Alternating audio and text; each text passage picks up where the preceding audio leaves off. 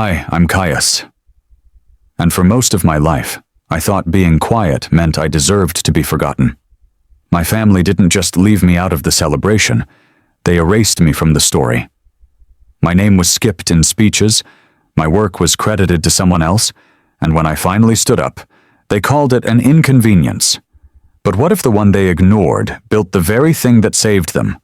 What happens when the person they wrote off becomes the author of the future? Keep watching. You'll want to hear what they never expected me to say. I hadn't been home in over a year, and as soon as I stepped into the estate's marble-floored foyer, I remembered why. The envelope had come weeks earlier, thick cream cardstock that practically screamed old money. My mother had chosen a classic cursive font for the outer addressing, though not classic enough to get my name right. Jordan Rennick plus guest. My name is Caius. No guest, just me.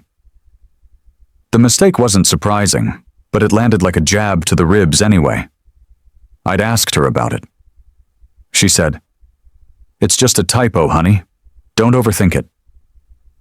Her voice had that rehearsed brightness, polished, dismissive, like it was my fault I noticed. Now, standing in the grand entrance hall with 20-foot ceilings and chandeliers that belonged in a French palace, the air felt just as cold. I watched a server in a crisp black vest carry a tray of shrimp cocktails past the sweeping staircase. The last time I was here, it had been for my father's 60th. Same shrimp, same jazz trio, same guest list. Different energy, though. That night, I'd been introduced at least 3 times. Tonight, I wasn't even on the radar. I made my way toward the ballroom, passing a series of small conversations, clusters of suits and pearl earrings, hands gesturing over champagne flutes. I smiled at a few familiar faces. Most didn't smile back. A few looked confused, like they were still trying to place me. One man, tall, with a steel-gray beard, asked if I worked for the caterers. I didn't correct him. At the reception table, a young woman with a headset handed me a program and gestured toward a diagram of tables. "You're at table 23, she said, tapping a corner, just past the service entrance next to the junior cousins. Table 23. I blinked. Of course. I followed the polished oak hallway and reached the outer ring of the reception room.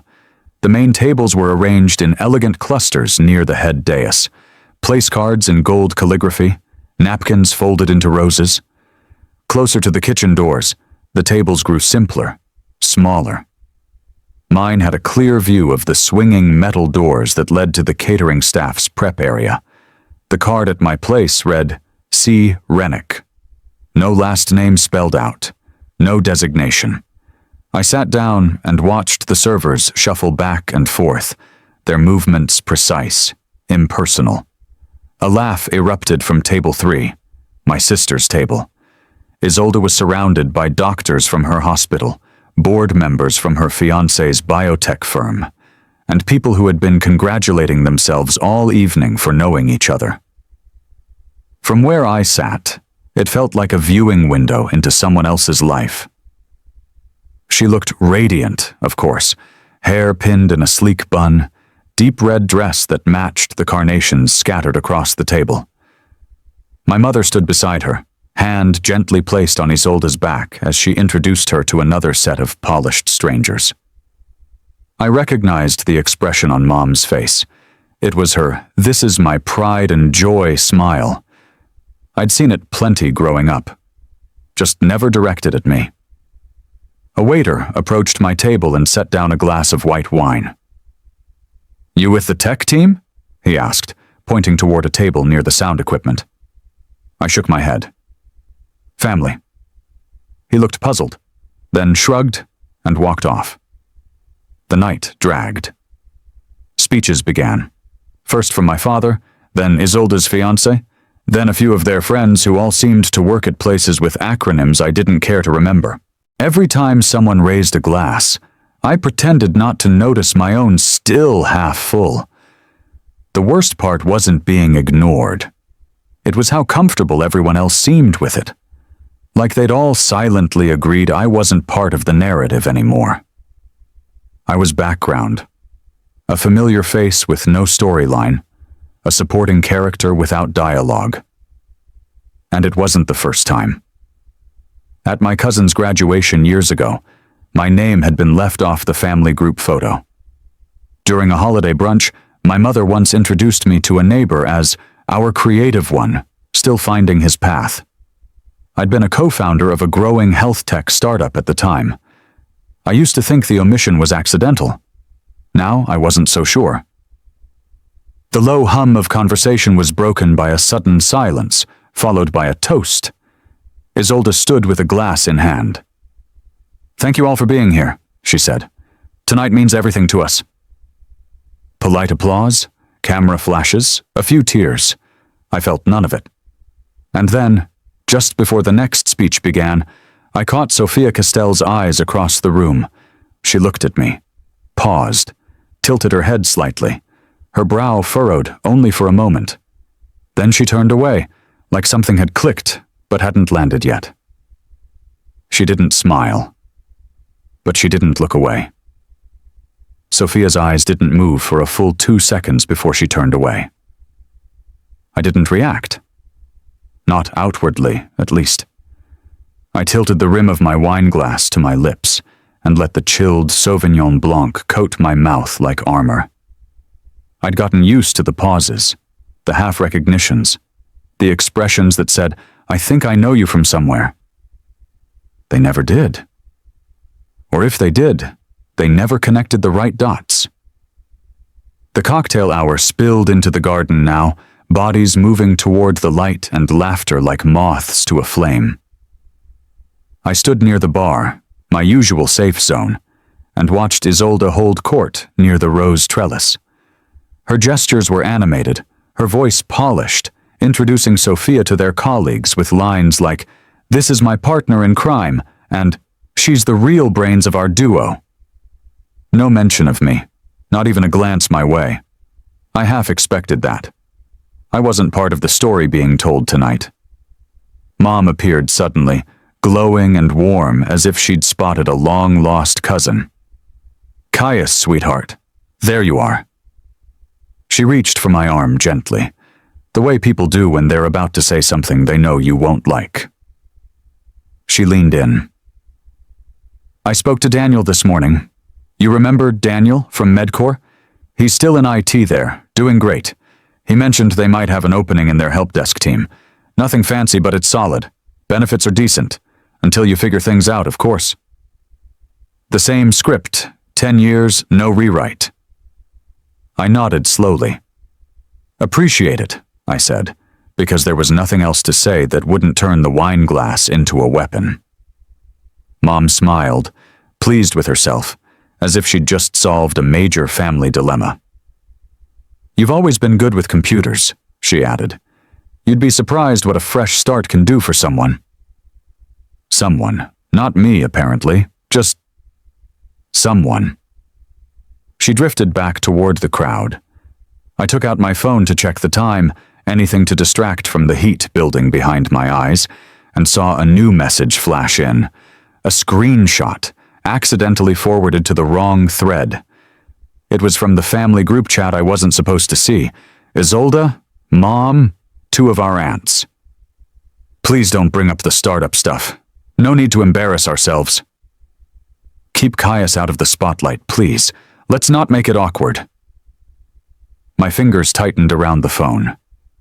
Not because of what they said, but because of how casually they'd said it. It was a tone used for grocery lists, weather updates, as if erasing me was just a matter of logistics. A few guests walked by, laughing. I pocketed the phone, let out a breath through my nose, and walked further into the garden. The lights strung above shimmered against the evening. Sky, the soft hum of string instruments replacing the ache in my chest. Barely. I stood alone under a maple tree and thought back to the opportunities I'd been given. The internships that led nowhere, the interviews they had arranged, more as performances than prospects. Every time I'd built something remotely real, they'd say, "That's cute," or "That's a hobby, not a career." They'd never said it outright, but I heard it every time. "You're not the type to lead." And yet, I had. Quietly. Without fanfare. Without permission. A movement near the back hedge pulled me from the memory. Sophia was walking toward me, alone this time, holding 2 glasses. She offered one. I took it, nodding a quiet thanks. She hesitated. "I looked you up a while back," she said.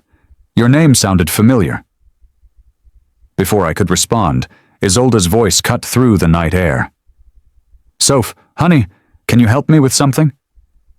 Sophia turned, conflicted. "I'll be right back," she said. She didn't return. I stayed by the tree, the new wine untouched in my hand. Another familiar rhythm, just when someone looked like they might see me, the family reminded them not to. Later, I found myself near the edge of the terrace, alone again. The party was in full swing now, the toasts about to begin. I checked my phone. Sophia hadn't texted, but I noticed her across the room, her phone in one hand, her brows drawn together, lips slightly parted. Her gaze lifted, found mine, and held. She didn't look away. Not this time. Sophia's gaze hadn't softened since she turned away earlier. Something had changed in her expression. It wasn't just curiosity now, it was calculation. I could see it from across the room as the crowd shifted between speeches and refilled drinks. She looked at me like I was a riddle she'd almost solved. I didn't react. I just stood by the hedge, one hand resting on the back of a chair, pretending to enjoy the breeze. I'd learned a long time ago that it's not always the loudest voice that carries the weight. It's the one that holds back just enough. I needed air, real air. The garden had started to feel tight, with all the social noise echoing off the marble and manicured hedges. I walked through a side hall toward the restroom, hoping to catch a moment of quiet. Just past the foyer, I heard voices, familiar ones, low but clear through the thin paneled wall. "He's just never been the one to bet on," my father said. Another voice, smoother, deeper. A guest, maybe someone from the hospital board. "What about the startup? I heard something about healthcare tech." A pause. Dad chuckled, low and dismissive. "Jason was always the stable one. Caius, he's a dreamer, drifter type, not built for leadership, never was." They laughed together.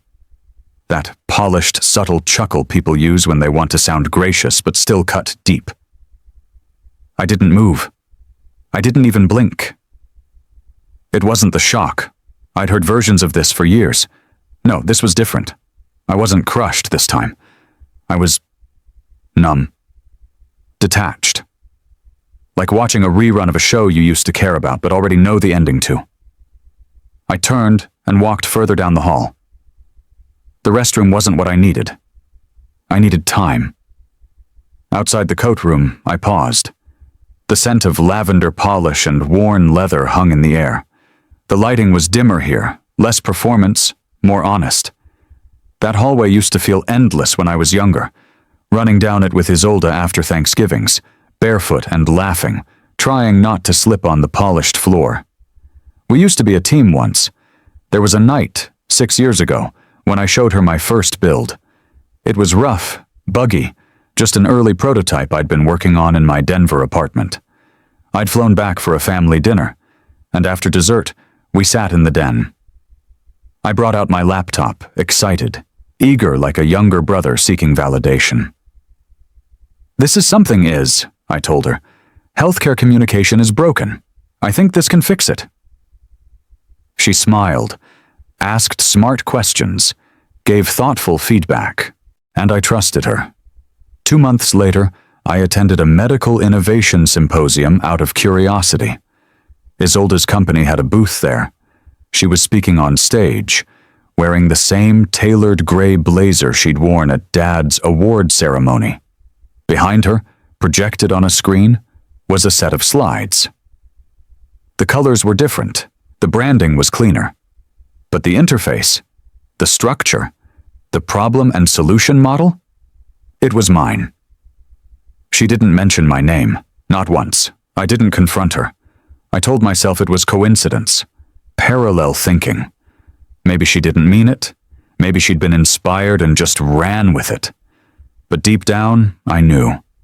I let it go, partly because I didn't have proof, mostly because some pathetic part of me wanted to believe I was helping her succeed. That was the last time I showed my work to anyone in the family. Back in the present, I walked slowly toward the main dining room again. Voices were louder now. Toasts were winding down. Laughter had resumed, oblivious to what brewed beneath. Sophia sat off to the side, her phone in her lap, eyes focused. Her thumb moved across the screen, scrolling, tapping, zooming in. I could tell from the way her eyebrows tightened that something wasn't adding up.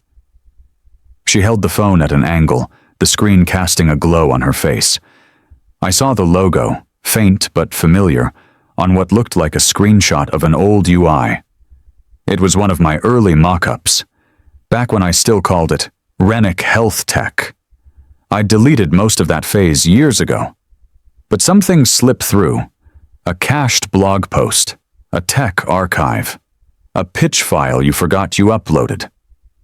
Her head lifted. She looked at me again. This time, not in confusion, not curiosity, recognition. I didn't need to ask what she saw. I could feel the current shift. I walked into the coat room. The hum of the party dulled behind the door.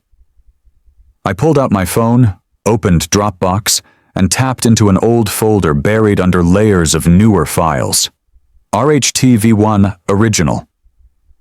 I hit share, first to myself, then to someone else. The hallway was colder than it should have been. Maybe it was just me.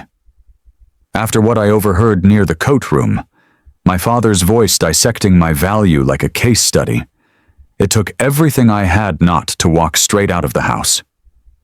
But I didn't. I'd already learned that walking away doesn't make them change the story. It just gives them the room to write it without you in it.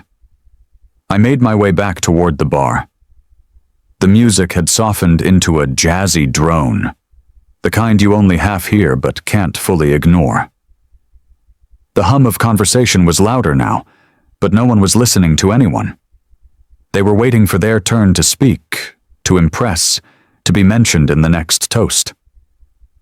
My drink was still sitting where I left it. Condensation had pooled into a wet ring on the counter.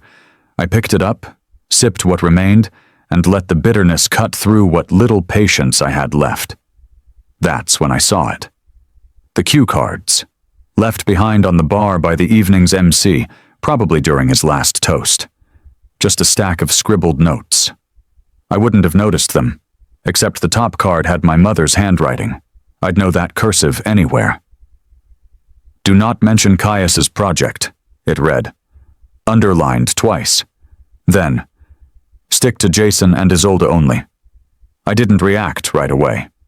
I just stared at it, long enough for a drop of water from my glass to fall on the ink and blur part of the word project. So it wasn't a mistake. It wasn't forgetfulness. It was deliberate, strategic, scripted. I set the card back down gently. I didn't pocket it, didn't take a picture, didn't need to. That sentence had already burned itself into my memory like a scar. I walked outside onto the patio, hoping to breathe air that didn't come with expectations. That's when I heard someone call my name. Someone I hadn't heard in years. Caius? I turned. Leon Carter. We used to pull all-nighters in a freezing garage, our faces lit by the glow of code that didn't. Work and ramen that barely counted as food. He'd been the first person to believe in me when Next Front was just a napkin sketch and a gut feeling. He wore a catering uniform now. Apron, name tag, gloves. He was carrying a tray of lemon tarts. "What the hell are you doing here?" I asked. He smirked. "Working." "You?" I exhaled, almost laughed. "Existing." Leon glanced back toward the ballroom. They still don't know who you are, do they? It wasn't pity in his voice. It was disbelief. And something else. A quiet fury, maybe. The kind only someone who's seen you bleed would understand. I haven't told them, I admitted. Not directly. Leon stepped closer. Why? I looked down at the stone tiles, scuffed by 1,000 wedding shoes and social climbers. Because part of me thought, maybe if they figured it out on their own, it'd mean more. He shook his head. Man, they had their time. They chose their version. Maybe it's time you told yours. I didn't respond. Didn't have to. We stood there a moment longer, until someone inside called for dessert service. Leon gave me a quick nod and disappeared through the doors again, leaving behind the echo of his truth. I followed him back inside minutes later. Another toast was beginning. Some distant relative I barely remembered recounting Isolde's childhood like it was folklore. When it came time to mention the siblings, my name was skipped again, not missed. Skipped. My mother smiled through it, that same careful expression she wore at fundraisers and funerals. I looked across the room and saw Sophia watching. Not the speaker, not the audience, but me. She wasn't smiling either. I returned to my seat, heart steady now in a way that almost scared me. I pulled out my phone under the tablecloth, opened Dropbox, and scrolled to the folder I hadn't touched in months. RHTV Once Original. I renamed it. Next Front for Sophia. It wasn't public. Not yet. But I could hear the storm forming, and for once I wasn't trying to stop it. By the time we moved back indoors, the sky had gone full navy, and the garden lights were humming low. Servers began passing around dessert trays, and the lights dimmed even further. Clearly we'd reached the program part of the evening. I took my seat without fuss. Across the room, Sophia was already seated next to Isolde.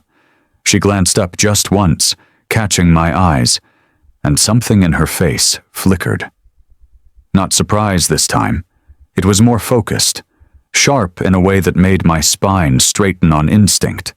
But she didn't say anything, just tapped her finger along her wine glass, gaze locked on a screen that had just begun to glow near the podium. The Rennick Legacy, the slideshow read. A grand overture began. Soft piano and string arrangements I recognized from a pharmaceutical gala years ago. It was meant to inspire tears. Pride. It mostly inspired indigestion. Photo after photo rolled across the screen.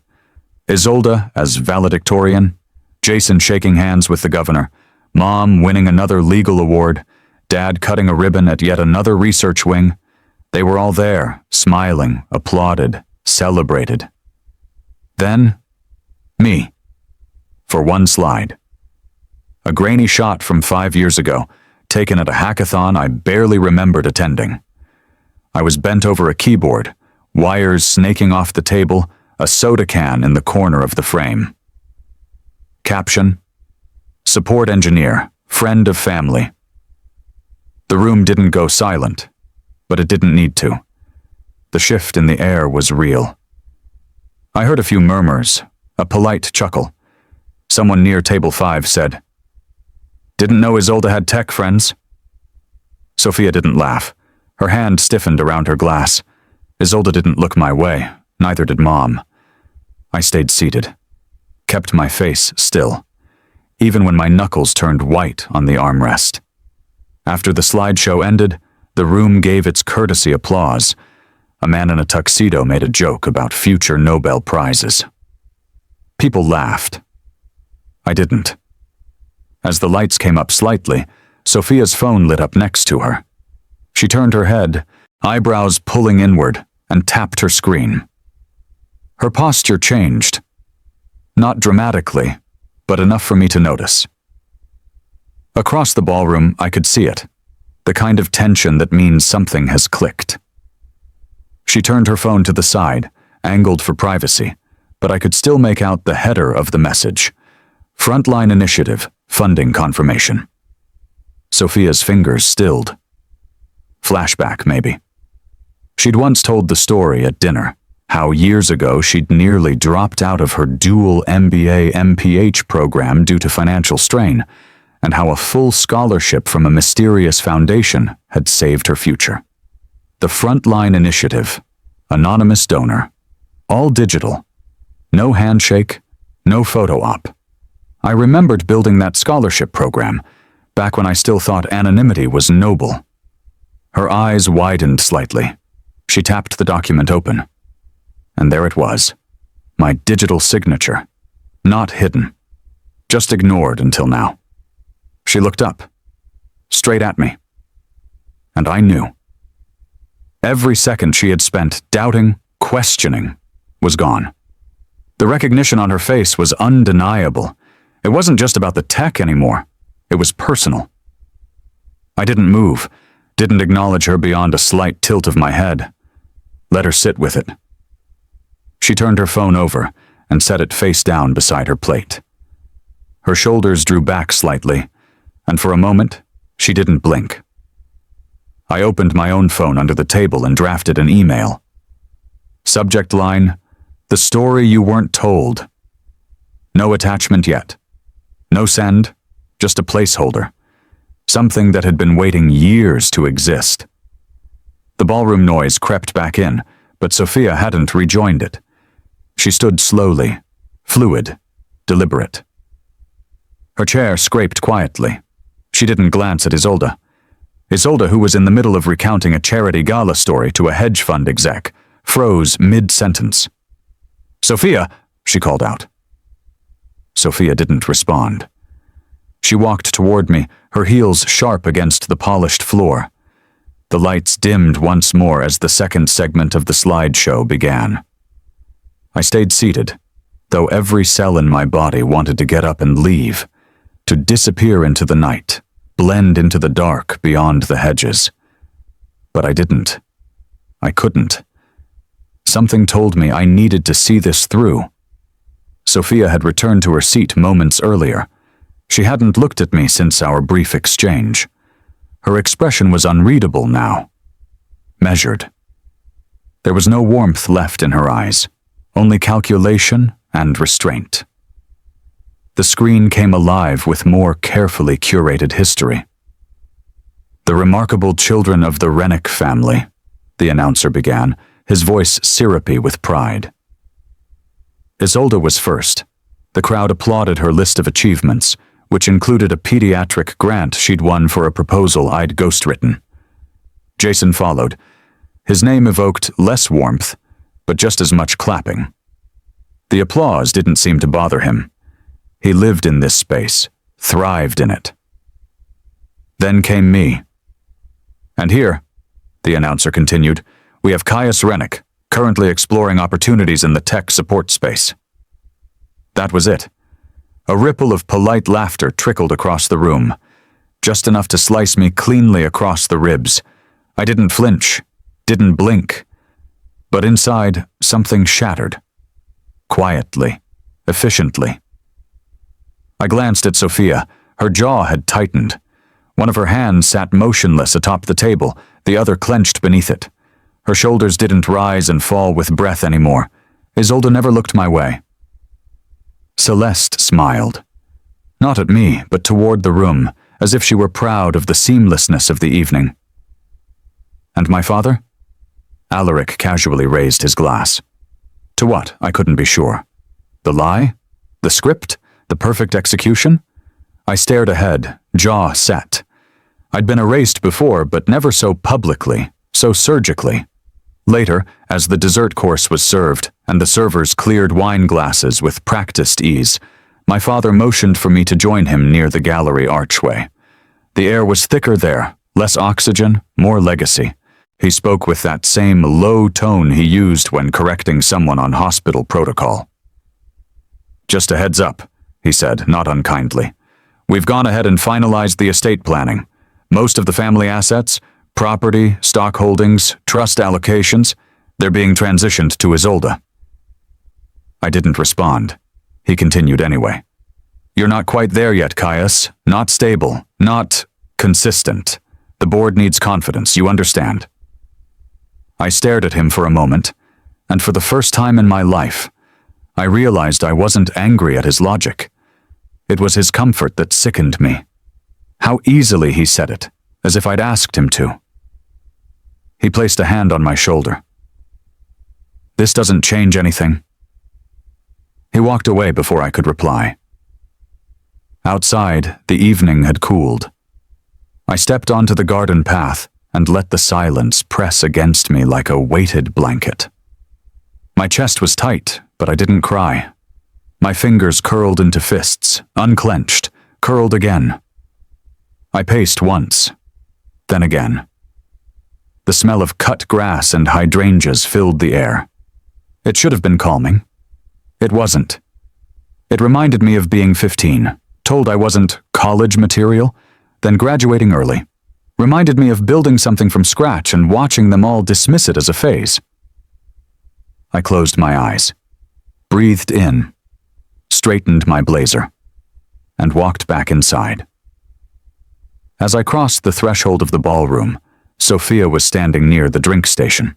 She caught me mid-step. Caius, I had no idea. I looked at her, lips drawn into a smile. Tight, efficient, surgical. The same kind they'd all given me for years. That makes two of us. I walked past her, not to escape, but to reclaim something they thought they'd buried. When I stepped back into the main hall, it felt like the air had thickened. The lights were brighter than they should have been. Less flattering, more interrogative. Dessert plates had arrived, and the chatter was softer now, tired from wine and applause. I passed by a group of guests near the fireplace. They smiled, tight, automatic, but their eyes slid off me before fully landing, like I was a placeholder in the scenery, a seat filler at my own family's celebration. Celeste took the mic again. Her heels clicked confidently against the hardwood floor, her voice sweet with that brand of maternal charm you find in campaign ads. As we reflect on what makes this family extraordinary, she began, I think of ambition, heart, and resilience. She started with Jason. Naturally, he'd saved a patient mid-flight once. Someone said so earlier during cocktails. She described it as divine calm under pressure. He nodded humbly, smugly. Then came Isolde. From winning her first state science fair to co-developing groundbreaking health tech, she has shown that brilliance can be both fierce and kind. There was clapping. Warm, sincere.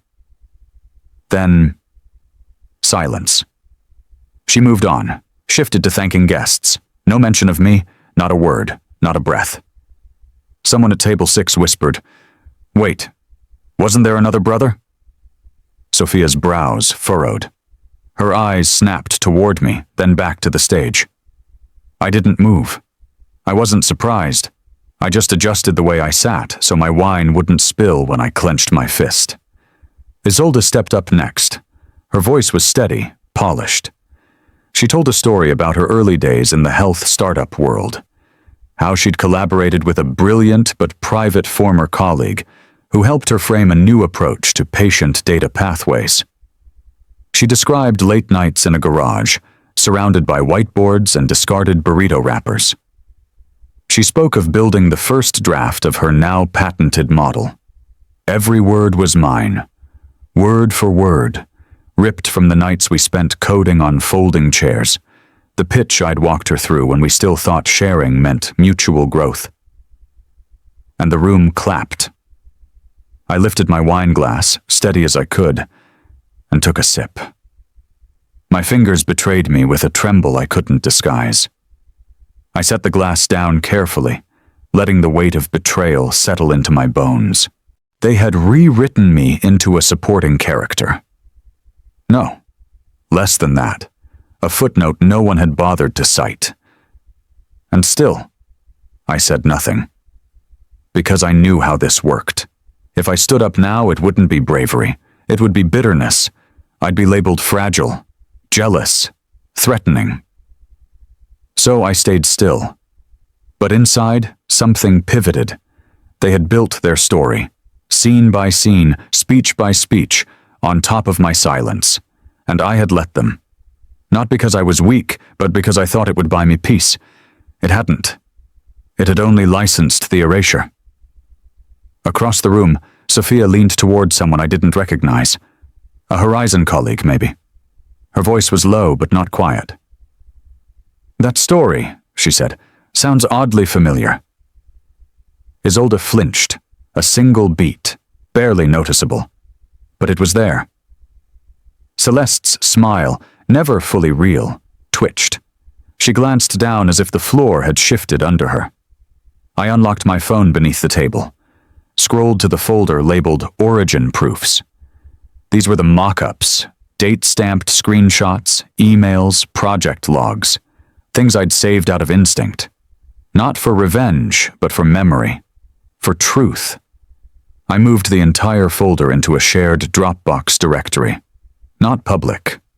Not yet. But one person would have access by morning. Sophia sat rigid, fork untouched on the edge of her crème brûlée. Her mind had stopped participating in the toasts and praise long ago. She replayed Isolde's speech like it was a voicemail she couldn't delete. Repetitive, polished, just off enough to raise suspicion. It wasn't just the phrasing. It was the confidence, the familiarity. When her phone buzzed, she already knew what it was. She tapped open the Dropbox link Caius had quietly shared earlier. As the screen loaded, she felt the floor tilt under her feet. Not from alcohol, but truth. UI screens, prototypes, metadata, emails from 6 years ago, dates she remembered, matches to the Horizon acquisition package now locked behind NDAs. This wasn't circumstantial. This was foundational. Across the table, Celeste was laughing with someone from the hospital board. Alaric nodded along, half listening. Sophia leaned forward, tone casual but pointed. "Out of curiosity, where does Caius work these days?" Celeste blinked, the kind of blink that buys time. "Oh, he's between things, exploring options." Sophia tilted her head. "Interesting, because his name is on the architecture of the tech we're about to pay 9 figures for." The table hushed, utensils paused.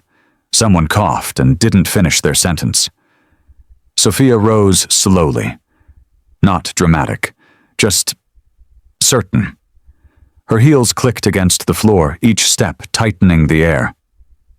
"I'd like to say something," she announced. Every conversation in the room stopped. Her voice didn't need volume. It needed only certainty, and it had that in full.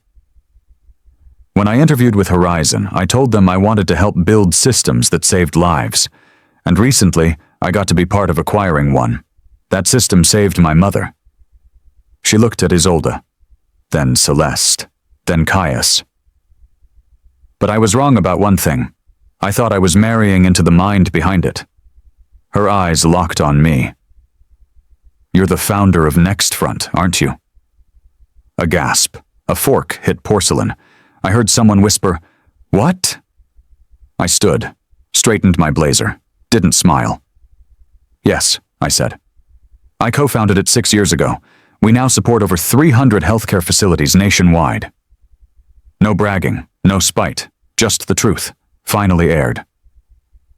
Across the room, heads turned, eyes darted.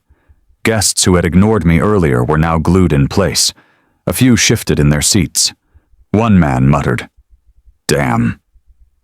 Celeste's mouth parted, but no sound came.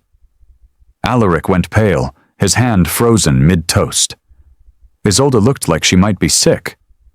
Sophia didn't sit back down. "I thought I was marrying into brilliance," she said, now addressing the room. "Turns out I underestimated which sibling actually carried it." She raised her glass. "To me. I toast the founder who never needed a stage to matter." No one clapped right away. The silence was deeper than awkwardness. It was consequence. It stretched and settled like a fog over every plate, every chair. Then a sound. Light, unsteady. Maddie, my niece, maybe 7 or 8, clapping, just once, then again. A few others joined, tentative, unsure, then firmer. Celeste reached for her wine. Alaric still hadn't moved. Isolde closed her eyes like it might undo the moment. I didn't gloat, I didn't bow, I nodded once. Then I stepped outside. Not to leave, but to breathe. Not to escape, but to begin again. The applause wasn't for my success. It was for my freedom. The patio light buzzed overhead, casting long shadows across the stone as I leaned against the column. Inside, the last waves of applause had already faded, but their echo clung to me. It wasn't triumph I felt. Not even vindication. It was something quieter, heavier, like walking out of a room that had been holding its breath for years. I stayed there long enough for the wind to cool the sweat on my neck. Eventually, the door creaked open. The party hadn't stopped, but its rhythm had shifted. I stepped back inside and immediately caught whispers. "We always supported his tech interests," Celeste was telling a small circle of guests near the drinks table. "He's just private. Didn't want the spotlight." Another woman nodded sympathetically. Alaric chimed in from behind her. "I told my colleagues about him years ago. I always said he had potential." Their words weren't spoken in surprise. They were spoken like footnotes being reattached to the right chapter. As if they'd known all along, as if they were proud of me before it was safe to be proud. I watched them try to rewrite the story in real time, reframe their neglect as quiet support, disinterest as discretion. And the worst part? People were buying it. I took a slow breath and walked past them, letting the sound of their new version wash over me. But I didn't stop. Not until I found her. Celeste stood near the hallway, fixing her earring in a gold-rimmed mirror. I stepped up beside her and caught her reflection before she caught mine. "You don't get to rewrite it now," I said. She froze for half a second, then smiled gently, diplomatically. "Caius, sweetheart, no one's rewriting anything. You erased me. Then you applauded my reappearance like it was a plot twist." "We supported you, in our own way," she said, eyes still on her reflection. "You've always been different. That's not a flaw. Don't pretend this is about being different. It was about control." Her smile faded then, just slightly. "Image matters in this family," she said, voice cooler now. "That's not cruelty, it's strategy." I didn't argue. There was no point. She wasn't interested in truth, only in optics. I walked away. Cutting through the hallway toward the kitchen entrance, I passed the swinging door just as voices leaked out from inside. I stopped. Isolde. "At least now he'll stop being our problem," she said. Flat, clean. Celeste replied with a sigh. "We've done our part. He's free now. We can breathe." It didn't hit like a punch. It was quieter than that, like ice cracking underfoot before you realize you're falling in. I didn't move. Not at first. Then I stepped outside again, back into the garden, where the laughter didn't follow, and the truth didn't need an audience. They weren't relieved because I succeeded. They were relieved because they didn't have to feel obligated anymore. They could wash their hands of me with applause as soap. I wasn't a son. I was a burden released. But something inside me held. Their relief wasn't my liberation. It was their confession. And I no longer needed to be part of their narrative. My phone buzzed. It was Sophia. "I think it's time we talk. No one else deserves the full story but you." I stared at the message. Maybe the door I'd spent years waiting at wasn't closing. Maybe it was one they were never meant to open, and I'd just found another way in. The room had quieted, but not from lack of noise. It was the silence that follows something irreversible, a silence that reshapes a space.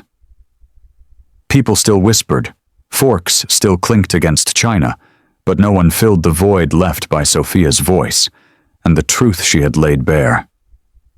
I moved through the room unnoticed now, not because I was invisible, but because they didn't know how to look at me anymore.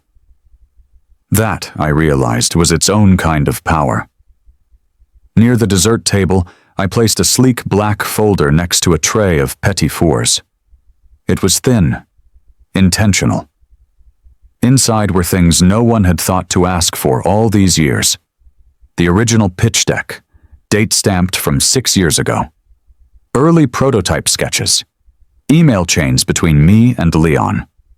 Bank transfers showing the first personal investment I'd made, before anyone else believed. On the inside flap, I stuck a single post-it, my handwriting. Calm, sharp. You never asked, but I built it anyway. Most guests didn't notice. A few glanced, confused, then moved on. But Sophia saw it. She didn't touch the folder. She didn't need to. Alaric passed by. His gaze flicked to the folder, then to me. He kept walking. My phone buzzed softly. Final valuation confirmed, $242,000. I locked the screen and slid the phone back into my coat pocket. There was nothing more to say. The world had spoken for me. Meanwhile, on the other side of the room, Isolde had cornered Sophia near the wine cart. You embarrassed the family, I heard her say. You mean I told the truth? Sophia answered, her tone cool. You don't understand how this works, how dynamics shape perception. This wasn't your place. Sophia didn't flinch. No, it wasn't your place to take his story and sell it as yours. Isolde's lips parted, then tightened again. There were no good comebacks when the truth had already landed. Sophia leaned in slightly, not cruel, just firm. You didn't think he'd survive without your silence, but you were wrong. Isolde's expression collapsed inward. All the poise, all the spin, it cracked. She turned, not toward me, but toward the exit, and I let her go. Outside on the front steps, the air had cooled. The night was quieter now, stripped of pretense. A couple guests wandered out for fresh air. One nodded respectfully. Another shook my hand and said nothing. That was enough. Leon passed by, hands in his pockets, a knowing smirk on his face. Told you, he said. And that was enough too. Later, at home, I sat at my desk. The room was dim. A mug of tea sat beside my keyboard, long since gone cold. I opened my laptop and scheduled a message. To the Horizon board. Subject: A better way forward. Inside the attachment was a clean proposal, strategic, clear, structured. A roadmap for scaling Nextfront beyond its upcoming IPO. This wasn't a plea. It wasn't for validation. It was what came next. And for the first time in years, I wasn't writing to be heard. I was simply speaking, because I had something worth saying. I woke that morning in my Denver apartment feeling different. It wasn't relief I sensed first, but clarity. Sunlight crept through the blinds, illuminating the quiet aftermath of last night's chaos. My phone buzzed, a single-line email from Horizon's board confirming they'd accepted my proposal. The world was moving forward, but my mind was firmly rooted elsewhere. Before I could draft a reply, my phone rings. It's Sophia. I pause. Her voice, usually steady, trembles slightly. Caius, I wanted to tell you, thank you. She pauses. It wasn't just for the tech. It saved my mom's life. My heartbeat stops. Her case at Jefferson General, the ICU that used our system. They tracked vitals in time.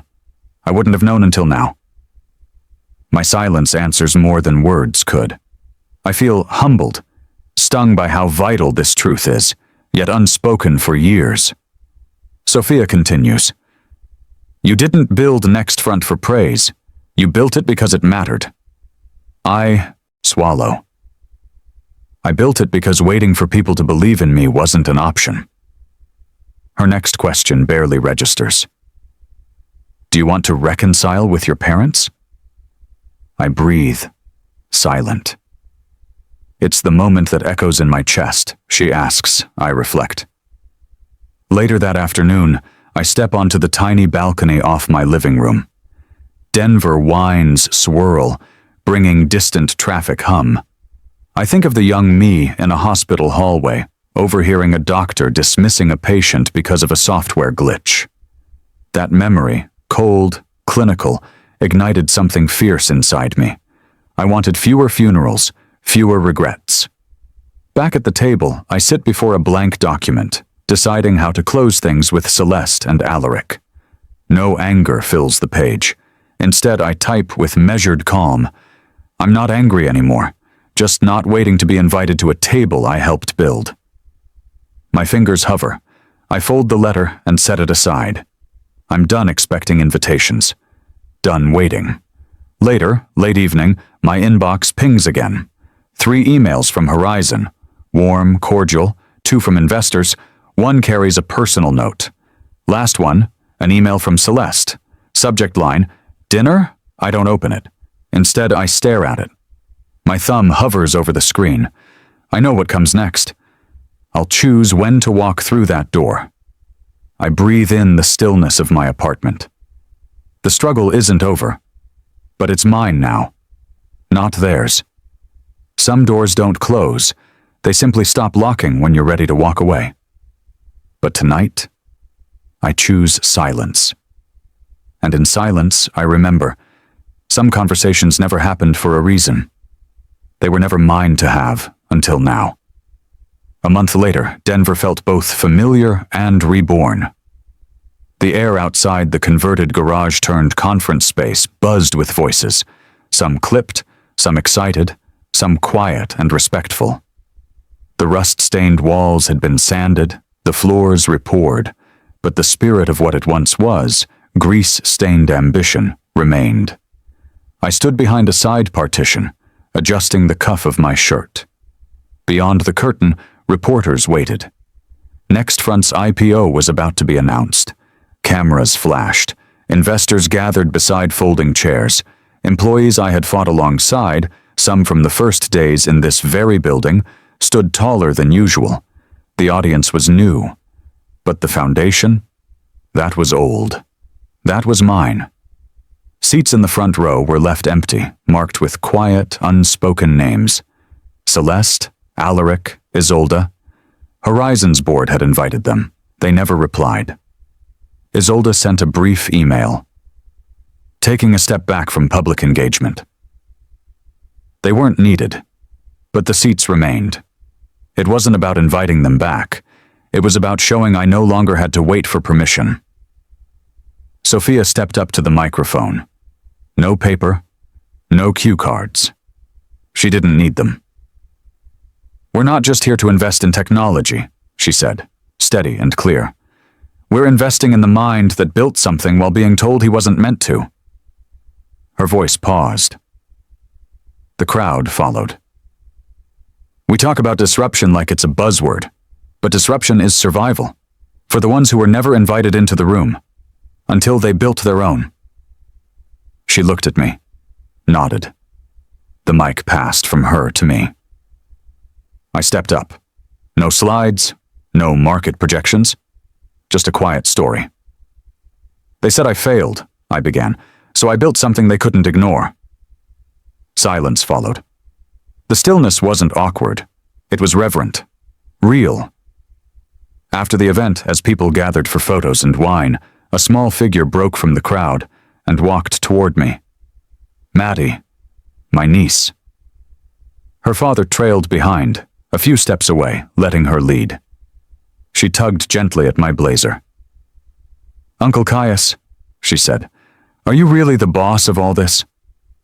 I smiled, kneeling to meet her eyes. I built this, I said softly. But I'm not the boss. Her brow furrowed.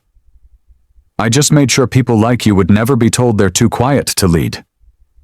She nodded once, slowly, like she understood more than she could say. Then ran back to her father.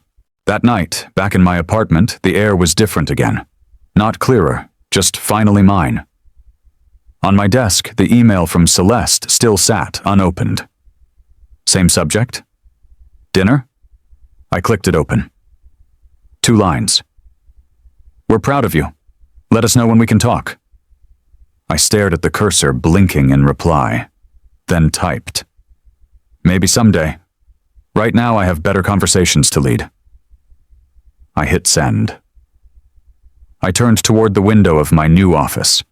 The startup logo glowed gently on the glass, behind me now, but never beneath me.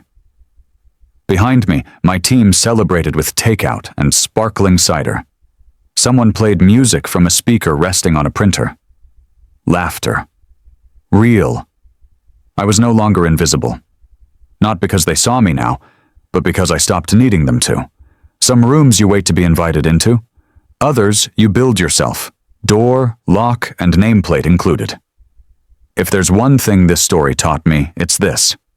Sometimes the room you're waiting for won't open because it was never meant for you. And that's okay.